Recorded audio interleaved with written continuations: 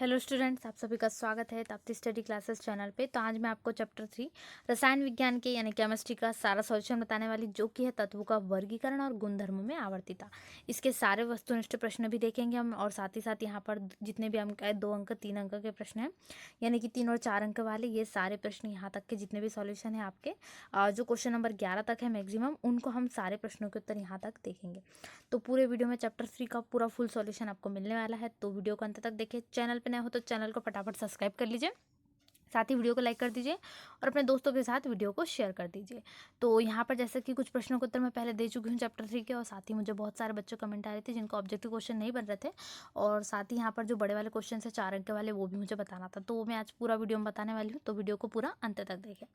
तो सबसे पहले वस्तुनिष्ठ प्रश्नों को शुरू करते हो। साथ ही मैंने केमिस्ट्री पर चैप्टर 2 की सारी पीडीएफ डाल दी है, तो आप वहाँ से देख सकते हैं। टेलीग्राम ग्रुप ज्वाइन कर लीजिए, वहाँ पर मैंने पीडीएफ दे दी है, तो आपको पीडीएफ ले लेना है। साथ ही शेयर आप मैंने यहाँ पे पूरी शेयर की है, तो आपको ले लेना, और साथ ही अपने कॉपी में अच्छे से नोट कर लेना। और हिंदी विषय की भी वहाँ पर दे दी है, मैथ्स हिंदी आदि विषयों की दे दी है, तो आप वहाँ से ले सकते हैं। और चलिए शुरू करते हैं यहाँ पर जो आपको दिए गए हैं।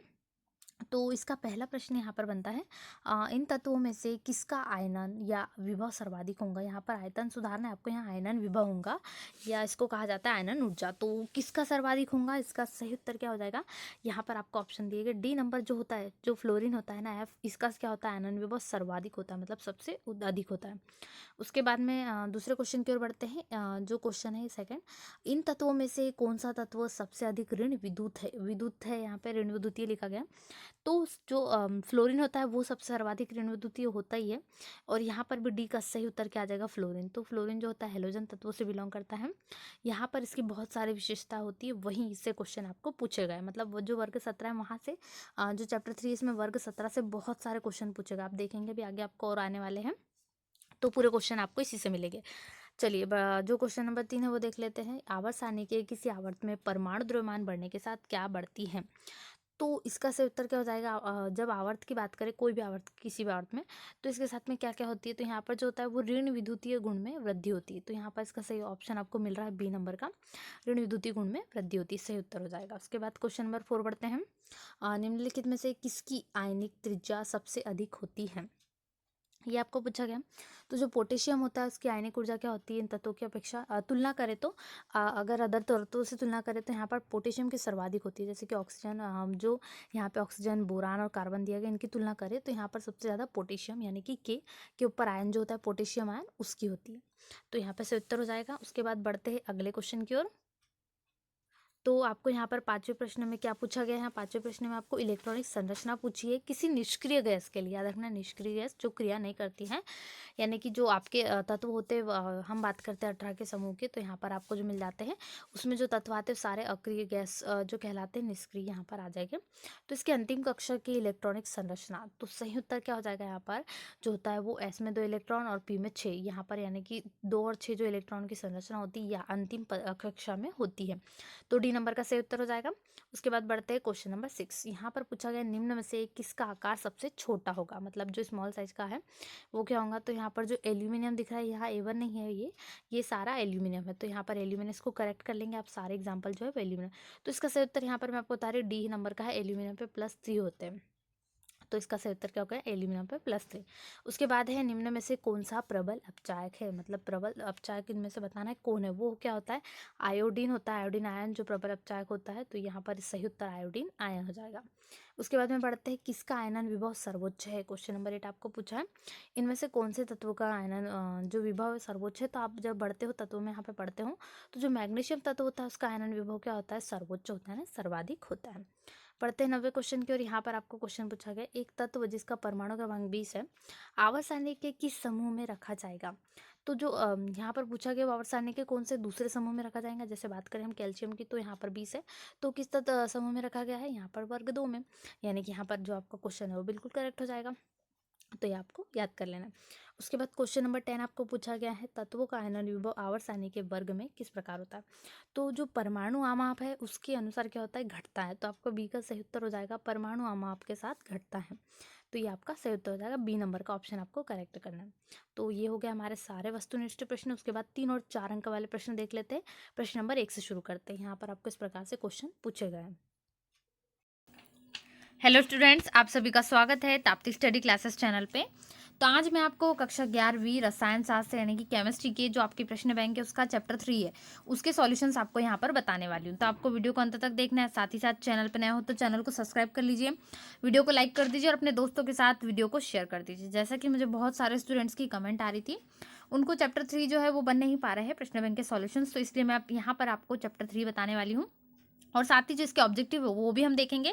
पर सबसे पहले हम जो 3 से 4 अंक वाले प्रश्न है वो देख लेते हैं। वो सबको कठिन लग रहे थे, बहुत सारे स्टूडेंट जिन्हें वो नहीं बन रहे थे, तो वो देखेंगे। साथ ही हम ऑब्जेक्टिव भी देखेंगे, तो इसके लिए आपको बिल्कुल टेंशन नहीं लेना। इसी चैनल पे आपको सारे विषयों के ऑब्जेक्टिव भी मिलेंगे, तो उसके लिए आप बिल्कुल बेफिक्र हो जाइए। आपको सबसे पहले क्वेश्चन आंसर्स को याद करना है, क्योंकि इनको याद करने में आपको समय भी लग रहा है, इसलिए आप पहले ये याद कर लेंगे, उसके बाद में आपको ऑब्जेक्टिव भी मिल जाएंगे। तो बहुत जल्द मिलने वाले ऑब्जेक्टिव, इसकी टेंशन आपको नहीं लेना। तो चलिए शुरू करते हैं। यहाँ पर प्रश्न क्रमांक 1 दिया है 3 से 4 अंक का।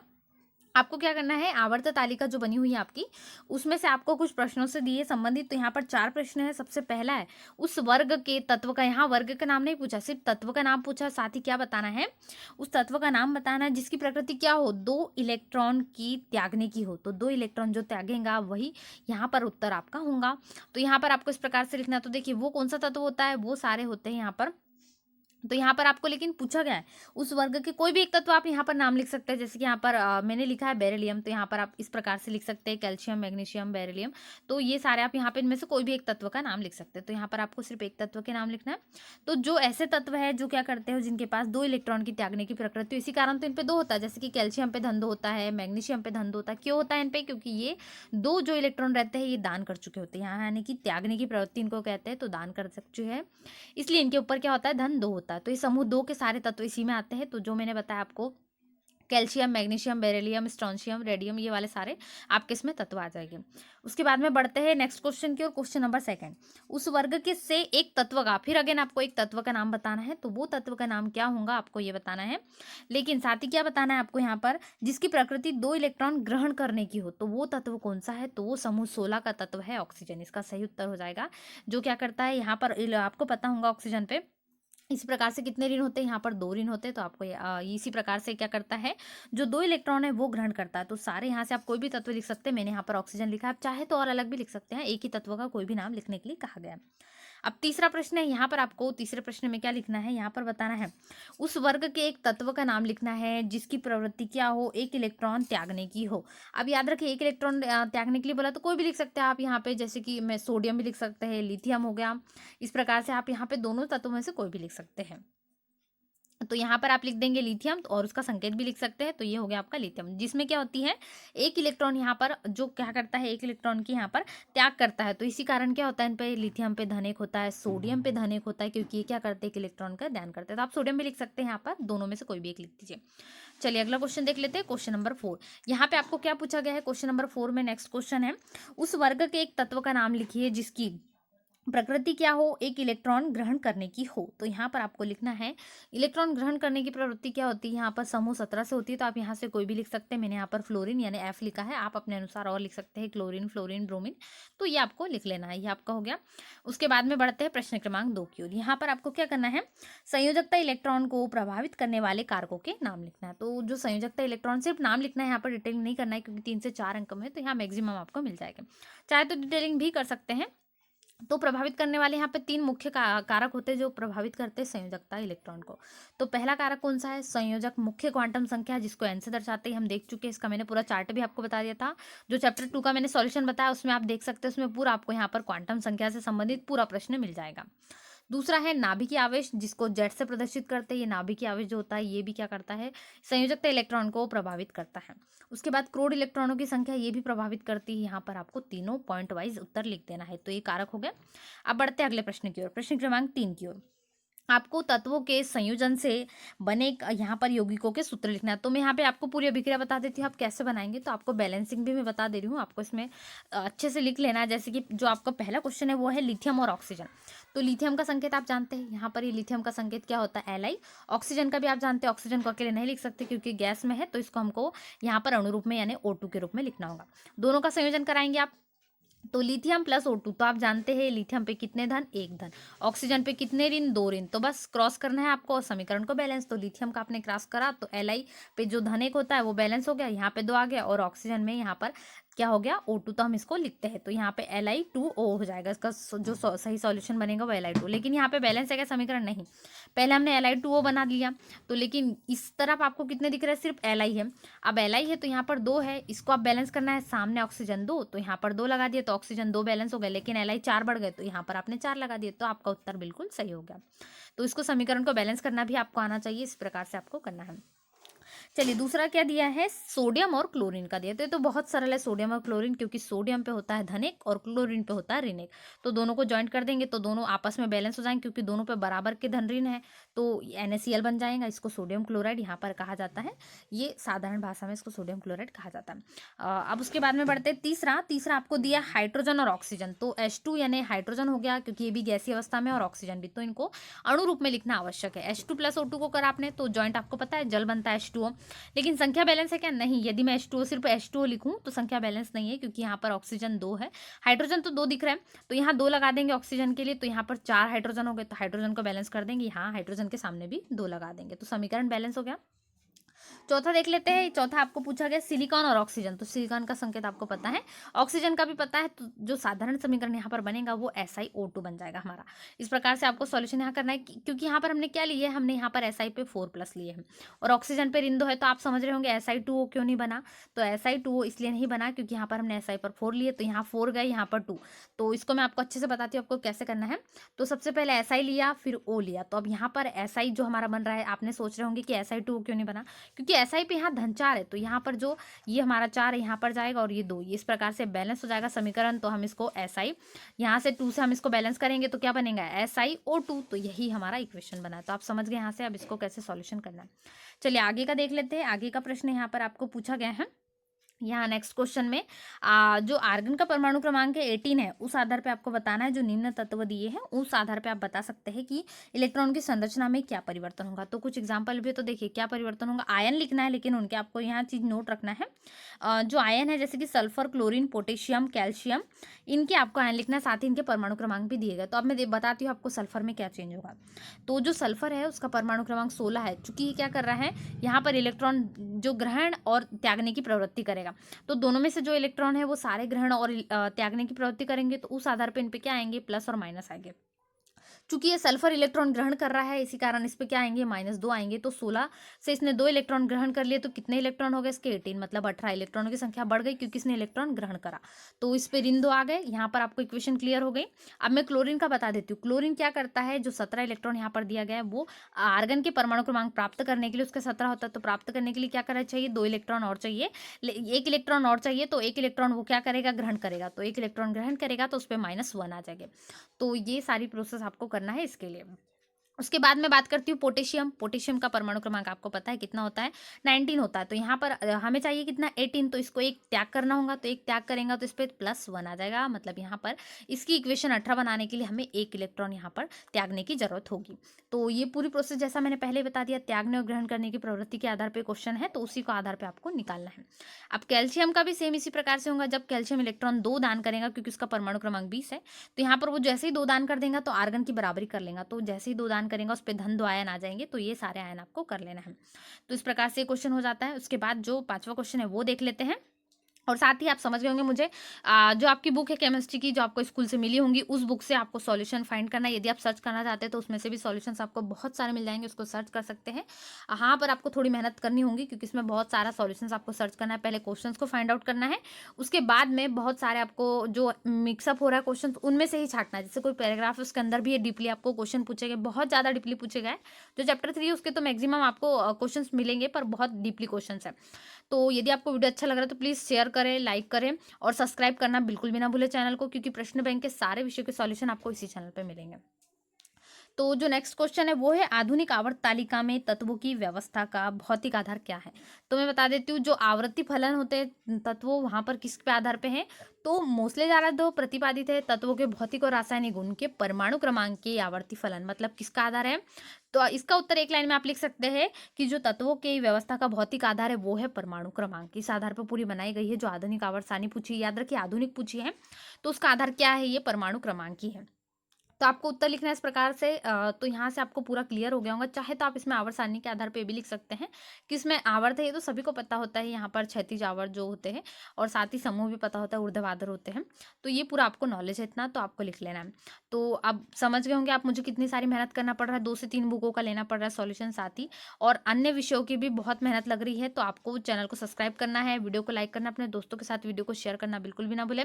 और साथ ही सारे विषयों के ऑब्जेक्टिव भी जल्द आएंगे। सबसे पहले आपको इन क्वेश्चंस को सॉल्यूशन करना है। मैं पहले आपको ये क्वेश्चन सॉल्यूशन इसलिए प्रोवाइड करा रही हूँ क्योंकि आपको बहुत टाइम लगने वाला है इनको याद करने, इनको समझने में, लिखने में। और साथ ही ऑब्जेक्टिव तो आप बहुत जल्दी याद कर लोगे, इसलिए पहले कोशिश करिए कि ये सारे क्वेश्चंस आपके कंप्लीट हो जाए लिखकर, उसके बाद आप ऑब्जेक्टिव पर आ सके। तो चलिए मिलते हैं नए वीडियो में, तब तक वीडियो को लाइक करें, शेयर करें, टेलीग्राम ग्रुप ज्वाइन कर लीजिए। मिलते हैं नए वीडियो में। Thanks for watching. तो यहाँ पे आपको क्वेश्चन नंबर 6 इस प्रकार से दिया गया है, वर्ग 17 के तीसरे आवर्त में आने वाले तत्व का परमाणु क्रमांक, साथ ही आपको यहाँ पर उनका नाम और इलेक्ट्रॉनिक विन्यास और संयोजकता लिखना है। तो चलिए इसका उत्तर देख लेते हैं।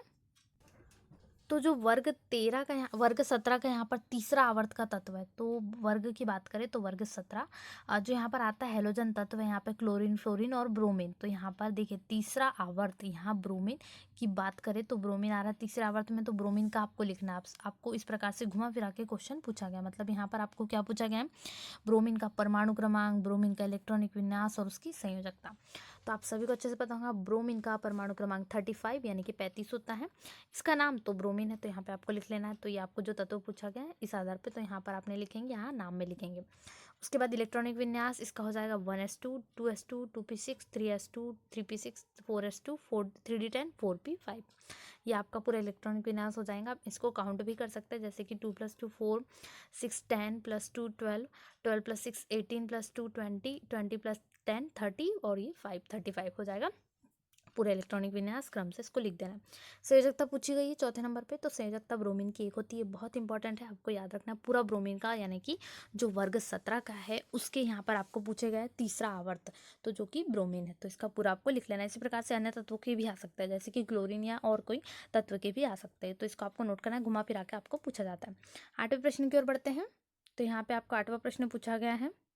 तो क्वेश्चन नंबर 8 में आपको क्या करना है, जो ब्लॉक है एस पी डी और एफ, इन ब्लॉकों के सामान्य इलेक्ट्रॉनिक विन्यास आपको यहाँ पर लिखना है। तो यहाँ पर हम सबसे पहले एस ब्लॉक का देख लेते हैं। एस ब्लॉक का क्या होता है, एन एस में 1 से 2 तक के इलेक्ट्रॉन होते हैं, 1 to 2। और उसके बाद पी ब्लॉक में क्या होता है, एन एस में 2 इलेक्ट्रॉन होते हैं, एन पी में 1 से 6 इलेक्ट्रॉन हो सकते हैं। तीसरा ब्लॉक है डी ब्लॉक, इसे अंतर संक्रमण तत्व जो होता है, तो n-1 डी में 1 से 10 तक इलेक्ट्रॉन हो सकते हैं और एन एस 1 से 2 तक के इसमें इलेक्ट्रॉन हो सकते हैं। आखिरी ब्लॉक है चौथा ब्लॉक, एफ ब्लॉक, अंतिम ब्लॉक। इसमें कितने इलेक्ट्रॉन हो सकते हैं, n-2, एफ में 1 से 14, n-1 डी में 0 से 1, ns 1 to 2 इतने इलेक्ट्रॉन इसमें हो सकते हैं। तो ये आपको लिखना है इस प्रकार से, ये लिख देंगे आप। क्वेश्चन नंबर 8 हो जाएगा सॉल्यूशन। उसके बाद में बढ़ते हैं अगले क्वेश्चन नंबर 9 की ओर। यहाँ पर आपको क्रम पूछा गया है, जो क्रम बनाना है IUPAC नाम के अनुसार बनाना है। तो जो IUPAC नाम है, यहाँ से आपको नंबरिंग दिए गए, थोड़ा यहाँ पर देखिए आपको ध्यान देना होगा। कुछ क्वेश्चन ऐसे होते हैं जिनमें थोड़ा दिखते हैं वो डिफिकल्ट, बट होते नहीं है।